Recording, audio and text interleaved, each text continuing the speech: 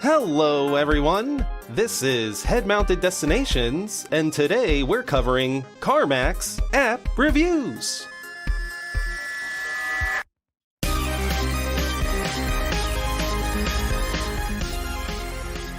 Hello, and welcome to Head-Mounted Destinations. This is a podcast about VR and VR game development. We provide our perspective as game developers and provide you a peek behind the curtain into the world of game development. My name is Matt. I'm a gameplay engineer. And I'm Carlos, your friendly neighborhood game designer. Today we are talking about Carmack's app reviews. Now, John Carmack is pretty much the closest thing we have to royalty in the game development world. He's like a living legend. He was the programmer on Wolfenstein 3D, Doom, Quake, and those games, which basically jump-started the entire modern FPS genre. And he's responsible for pioneering a number of well-known techniques, especially in rendering technology. And in 2013, he became CTO at Oculus, applying his considerable engineering talent and experience towards improving VR. In 2015, he published a series of public critiques of Gear VR games. Gear VR was the platform where you would slide your smartphone into a headset holder and it would render VR images to you. He has brought that format back with the first of hopefully many app reviews, where he takes a game that developers have submitted for him to critique or review and sort of goes down and in very minute detail says what's good, what's bad, how could this be improved. And the format is super interesting. It's very much like a bunch of bullet points. We'll put links in the show notes, so if you're curious to read these things, check it out in the description of the YouTube video or the show notes on our website, headmountedpodcast.com. So, what is the single most interesting thing about these reviews to you? The most interesting thing about these reviews, at least for me, is seeing how much mine and/or our sensibilities align with someone who has such a wealth of experience and knowledge. While I don't have as much like programmatic skill as him and on the technical execution side of his notes, he does a great job at like really pinpointing what could be causing the problem that he identifies. While I can do that to a much lesser degree, it's awesome seeing him call out these things that I would be calling out if I were playing it for Head-Mounted Destinations or if I were playing it to write about it on my designer blog. That's just really cool to see him making these notes like, oh, like the button, shouldn't really be this size. And hey, if you're translating this classic arcade game to VR, then justify why you're translating it to VR. Like he writes that in black and white text. And that's something you and I hit on a ton in the show. And I think most recently we kind of said that a bit about Path of the Warrior. And it just feels really cool to kind of be like, oh, I'm not the only person thinking like this. That's great. Right. That definitely resonates with me. It is validating to a degree. I think it's also a little bit depressing. Why? So Carmack said a while back that he was disappointed with the like pace of development or innovation in VR, which like clearly shows that that's sort of what he was going for, doing this new app review. There are two levels to development or like innovation in VR.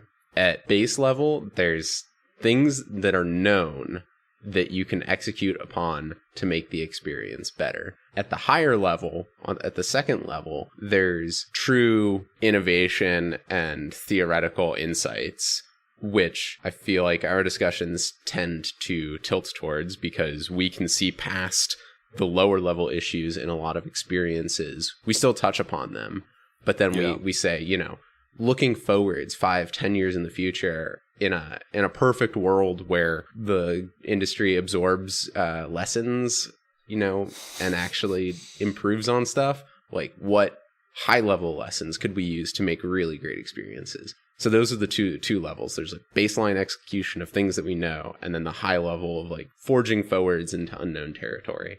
And clearly Carmack is like, just current state of things, not good enough at a baseline level. People are disregarding known lessons. So I'm just going to go through and bullet point every single place where a known lesson is just blatantly violated. And yeah, it's so in that regard, it's like, oh yeah, it is kind of sad now that he brings it up that so many games still fail to just do things that aren't that hard to do, right? Setting up your UI text in a certain way, or not having totally black environments, or what. These are like very basic things that don't take a lot of development effort. It just takes precision and like an eye for detail, making sure all the boxes are ticked off, and that's not happening for a lot of games, even larger budget games. Yeah, dude, part of me really wants Carmack to kind of be the VRC TRC gatekeeper, although that wouldn't help at all because like all the notes he's giving aren't necessarily going to stop someone from making it past like certification. But you do call out something that is very good, which is, hey, I like these games. I want them to get better. And I think it was actually his app reviews in 2016-ish era. We saw him doing app reviews for the Gear VR, which didn't even have motion controllers. And I thought it was like such a fun kind of historical insight reading through his post on like the two Gear VR apps. He's like talking through and he's like, man, tapping the headset sucks. Like, but you know, shooting like a fire hose that you can't control from your head is also kind of shitty. I really wish we like packaged controllers with this VR headset. And so I find that type of stuff like really useful, at least from a historical context. Like, you know, oh, this guy, you know, he has cared about VR. He has been preaching these, like you said, these VR standards or like these good practices since before we even had controllers. Like he was calling out like, dude, we need controllers. We need this. We need that. And like, he's still going at it now. And I really hope that he is able to like continue putting in the time to do these app reviews. They don't seem like they take too long, but I don't know his process or anything. I just see the output at the end, which is this usually kind of like cleanly formatted, almost bullet point, but each bullet could be like 2 to 6 sentences type of like list of things. So like you mentioned before, this button was having some Z fighting, or like, why is it that when I'm flying around this world, I only fly around on the like X axis. I don't have access to the Y and the Z. If I'm in VR, I should have access to all three. And just kind of like hitting those on a like bam, bam, bam basis as a reader feels great. And as a developer / designer, it makes me rethink how I write my own development thoughts, and thoughts that I hope will be read by someone someday. Like the way Carmack formats his stuff is really readable, digestible, and it's almost like action items-esque in the way it's presented. Like whoever works on Dreadhalls could like copy paste his review into some sort of Word document, and then the team could end up like trying to work on those items from there. Like that's how well they're written out. We have this concept of a review being a couple of paragraphs and then a star rating out of 5, but yeah, that's a very, very narrow idea of a review. I would prefer in general that game reviews approach, well, this is a whole other conversation, getting into game reviews in general. But I do think a principled approach of looking at technical execution and art aesthetics and game design, low level, like, are there mistakes? And then, like, at a high level, are the broad choices, do they even make sense? Right, going back to Path of the Warrior last episode, does deciding to make a beat 'em up 1-for-1 in VR, is that a good idea? Does that lead to fun play in VR? That's like a high-level choice. And then there's also low-level, just mistakes of the play experience would be better if you juiced up this one thing. Yeah. And I think it's interesting to note that at the top of the review, whether it be Carmack or whoever is like posting this thing, they write to whoever is reading that like these are, just one developer's thoughts. So the review itself is meant to just be like guidance, I guess, or maybe just for legal reasons. Like they have to put this disclaimer that it's like, this is guidance. This isn't like a prescription on how to make your game pass in the submission part of the process. And while it doesn't affect the submission process, it would be good, I think I probably already said this, to have Carmack do more of these reviews. Yeah, if for no other reason than to make people think twice before putting out a VR product that has easily fixable issues. I mean, speaking from a developer standpoint, I have seen this happen many times where there are low-hanging fruit, easy to fix things, but through the mysterious and magical process of game development and triaging and scheduling and prioritizing, these things just don't get done before the ship date. And, an ideal development process would allow slack for people to go around and pick those low-hanging fruit. But not every process is great. And so sometimes a product just has glaring things that would take a day or less to fix, but for whatever reason, they're just in there. And for right now, Carmack's reviews are, you have to submit. You're like, hey, can you review this game? But the idea of someone going around with a lot of authority, trashing games without having you have to submit it in a form, or perhaps having we have to submit it because it's a good mark of approval. Yeah. That little bit of friction might make people think twice before skipping over like really obvious fixes that wouldn't take that long. Okay, like a really good idea and just a funny idea, and I gotta get the funny idea out first. I love the picture of John Carmack being this kind of like the Devil Wears Prada type character stomping around the Oculus studios, just like, oh, I'm gonna get my hands on Swarm and we're gonna find out if this shit's fucking worth it. Like he's just really ripping into like anything he could get his hands on. And on the more serious side of things, I think it would be great for these Carmack reviews to come with some sort of seal. Like I'm thinking of like the Nintendo seal of approval or like the food ratings on a restaurant. Like if I'm scrolling through my bringing this into the titty lens that we have created and indecision specifically within that lens, if I'm looking through all my Oculus like icons of games and then I see like a little like blue, I don't want to say blue verification check mark, but like Carmack's golden face like right, plastered onto the bottom right corner of the game, and I know, oh shit, Carmack liked this one. Okay, this one is okay. Or rather, it's not even that this one is okay, but this one exceeds being okay. Because Carmack isn't going to settle for okay. Like, we can already read that in just 2 of his reviews. And who knows, maybe it gets a little shady and shifty if you have just one guy giving out these, like, seals of approval. Having a single person in charge of something that is actually systemically within the ecosystem of like blue checkmark or whatever, that's questionable. Yeah, but what about the seal of approval in general? Yeah, I mean, certainly having something like that would get me to think about buying a game more than other games, right? Game pops up, oh shit, this one has whatever mark. Yeah. Like, oh, it's at least gonna be good. The fact that we're talking about this kind of speaks to a sad dilution of the things that are supposed to be that, right? Yes. Like game reviews in general, where you have publications or whatever that put out reviews and give ratings, and it's like, oh, 10 out of 10 from, I don't know, IGN, Rock, Paper, Shotgun, whatever. Mm-hmm. Like, ideally, that's supposed to be the thing. Some third party, you go, oh, I like the opinions of these people, I'm going to trust this. And on top of that, having strict TRC, VRC checks at the platform level. Okay, let's take a quick moment to step back. Listener, if you don't know what TRC or VRC is, these are basically checklists. TRC, technical requirements checklist. VRC, virtual reality check.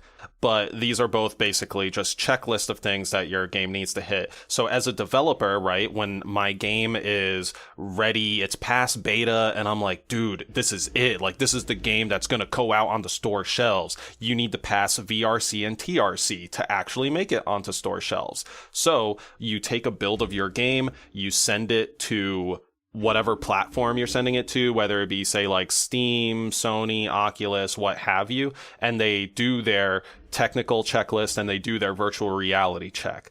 So for Oculus, covers things like when you launch the game, it has to load in a certain amount of time. Or when you take off the headset, the game has to pause. Or the game never leaves you stuck at any point. Like if you die, you can respawn. The game doesn't lose your data. Very functional things like this. And then has more quality things like if you see your hands or controller in the game, they have to match the position of your hands or controllers in the real world. Or don't use a font smaller than 24-point font. Right? That's like if you buy a game on PlayStation, it meets a certain quality bar because it has passed TRC. And even that is like loosening a little bit, right? With what Cyberpunk being a total mess at launch and somehow managed to get past that process. So yeah, I think both third-party game reviews and platform level technical checks have loosened, perhaps in the face of just the total deluge of games. So many games are coming out nowadays. But there is no strong guide star for a consumer to go, oh, this game is going to be quality. And so I think that's like what you're suggesting is really a symptom of that, of like, oh, I need someone else to go through and verify. 100%. Yeah. And that's what the reviewer was there for. Like, the reviewer is still there. I mean, also as the Let's Player and the yada yada. But, like, yeah, these people who are meant to play the games for us and let us know if they're good or bad. One, there's too many games for them to cover. Two, they don't have enough funding to cover it. Like, I can't find nearly enough VR coverage, especially if it's like a new title. Like, let's say Sniper Elite VR, right? The only people who are having access to that are the ones who paid for it or are being paid to access it. So, like, I'm sorry, I can't exactly, like, trust your opinion. I'm more trustworthy of, like, the dude on YouTube who made a 4-minute video showing me his literal body literally playing it and him not necessarily having fun than some fucking canned footage from a bigger publication who are like, this game's amazing and it hits the technical side right and I like shooting Nazis. Meanwhile, the 4-minute review guy is like, I like shooting Nazis, but this is a glorified wave shooter. I think we should pass on it. And it's like, all right, thank you for getting to the point and thank you for showing me gameplay of what you're actually talking about.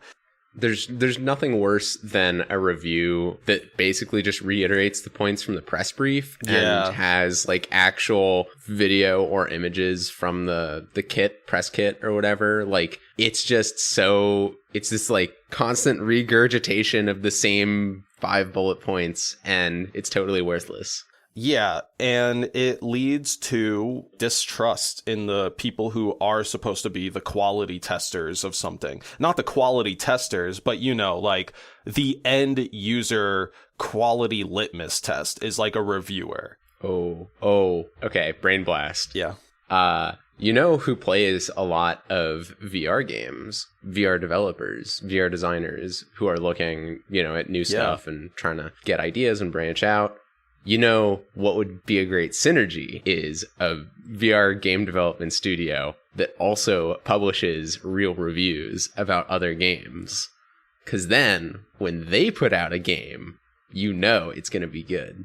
Yeah, or yes, and or hope it's going to be good, because that whole business model falls flat on its face if the game comes out and it ends up being like bad or just lackluster from a VR standpoint. Oh, yeah. I think it sounds like a really cool idea, but that's like the one piece of kryptonite I see working against it. I would love it though if like, say Carmack was like, hey, I really like doing these app reviews, but I'm going to need more developers to help me do reviews. And then there's just this like garage somewhere near like Facebook Studios, Oculus Studios, that is like just Carmack and like 6 other people playing VR games and like typing up notes on them.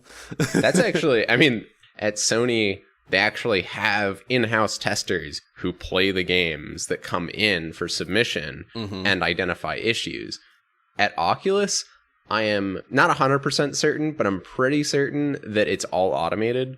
You submit a thing, it boots it up in some virtual machine or actual headset that's just on a shelf somewhere, and it does totally automated checks to make sure, does it boot? Is it rendering properly? Is the load time whatever? And there's no one actually at Oculus putting the headset on and playing the games that are coming in.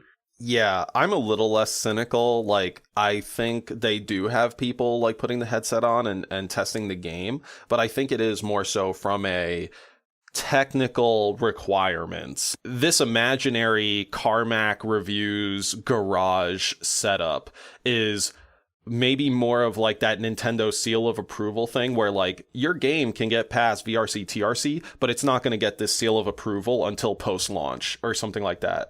At the end of the day, the need for this speaks to a need for stronger platform checks, VRC, whatever, QRC, TRC, etc. And that just isn't going to happen because it costs on the platform side and it costs on the developer side. Having stricter checks makes the development process a little bit more costly, and it's already a questionable decision whether you can make money making a VR game anyways. So that's just not going to happen. And the thing that suffers there is the quality bar in the store. The visibility, dude, as well. The visibility is like majorly impacted. Something I wanted to bring up earlier was Steam. Like, we're lucky we are on Oculus Quests because the marketplace is so much more like pruned and manicured, and it's still a bad marketplace. But compared to Steam and Steam VR, it is way more pruned and manicured. Like, I don't know, maybe there's like 300 games on like the Oculus Quest store, whereas there's like 10,000 games on the Steam VR store. But I guarantee you like 9,500 of those games are all like made within 30 minutes hentai porno games that just like fucking suck. Like, so to speak. Yeah, right? So ultimately what I'm saying is like, while yes, the marketplace is bad and yes, it's being flooded with shit that needs like more checks, at least for now, the Oculus marketplace is a little bit better than Steam, but obviously because it's more like pruned and stuff, some of the cool experimental ideas that you're okay to go with the flow on like some of the more broken aspects for in Steam, you don't get that at all in the Oculus store. Well, this is loosening up a little bit with like the app. What is it? App Labs. The App Labs like, and their early access type thing. Yeah. Right. So they're figuring out a way to have sort of beta experiences or more experimental things, which hopefully means they can lock down harder on the main marketplace. But this all comes around to this whole conversation of, quote, poisoning the well, right? Which is game discoverability is already hard, right? Steam, there's 1,000 games every year or more. It's very difficult to find good experiences, which is an issue in flat screen gaming, non-VR gaming, whatever you want to call it. But in VR, it has the additional issue of if you play a bad game, that negatively colors your perception of VR as a whole.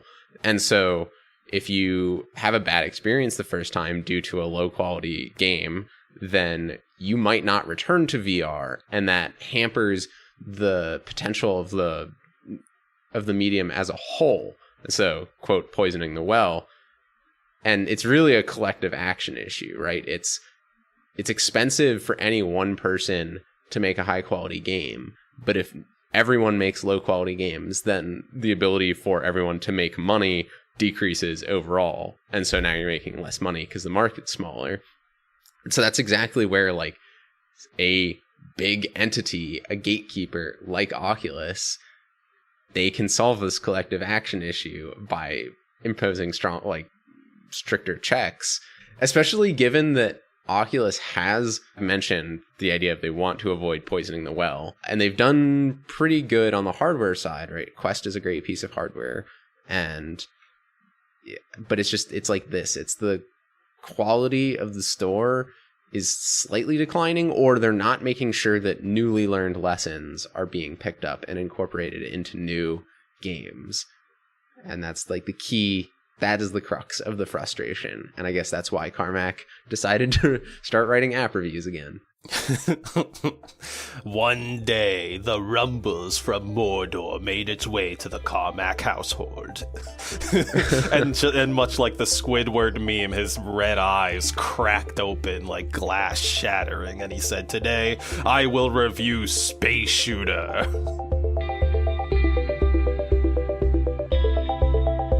If you liked this episode of Head-Mounted Destinations, please share it with your friends. Word of mouth really helps us out. To get notified about new episodes, go to headmountedpodcast.com and sign up for our email list. You can listen to the show on YouTube, Spotify, Stitcher, Apple Podcast, or wherever you get your podcasts. If you'd like to discuss this episode or suggest future topics, visit our subreddit at reddit.com/r/headmountedpodcast. Thank you so much for listening, traveler, and we'll see you at the next Head-Mounted Destination.